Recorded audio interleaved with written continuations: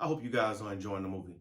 Before we start the next segment, I want to take a couple of minutes to talk about the importance of registering to vote as soon as you turn 18, and more importantly, educate yourself on the issues and the candidates, then follow through by casting your vote at the ballot box.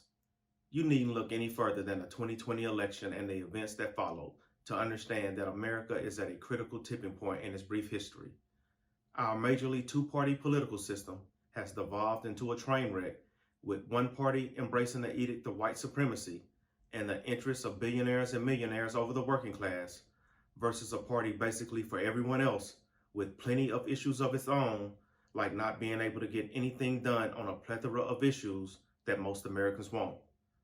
Since the end of the Civil War, you'd have to go back well over 100 years to find a time when our democracy was teetering on the brink as it is today.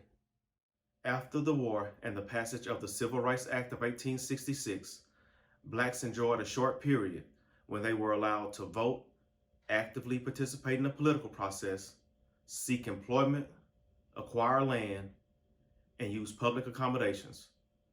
The nightmare known as slavery that had been their lives for centuries was finally over, or so they thought.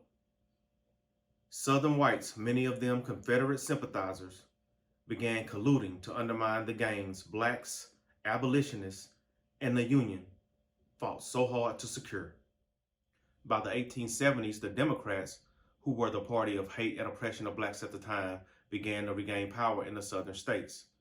They used hate groups under the guise of militia, like the Red Shirts and the White League, to disrupt the opposing party's efforts to implement equal rights for blacks, even running some opposing office holders out of town. They used acts of violence to intimidate blacks to suppress their vote, and engaged in voter fraud or accused their opponents of voter fraud to achieve desired outcomes. Sound familiar? Therefore, it is so important that we learn about our history so we don't repeat the same mistakes.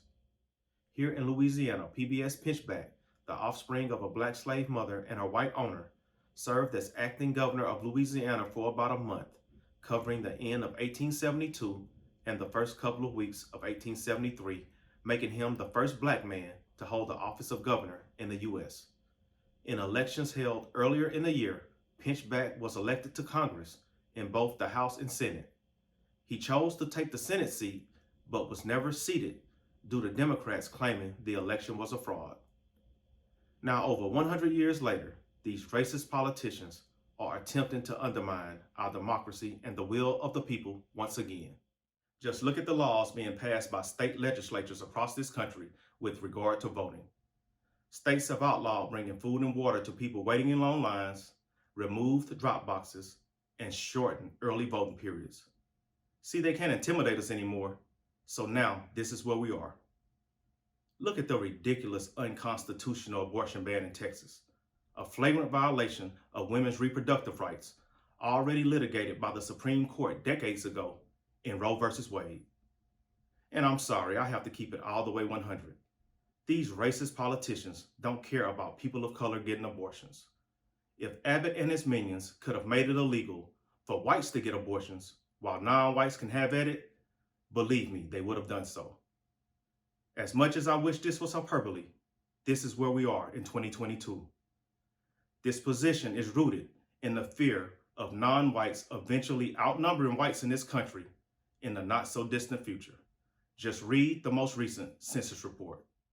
We have the power to make a difference when we turn out and make our votes count. I'm counting on you guys to do just that. Now back to the movie.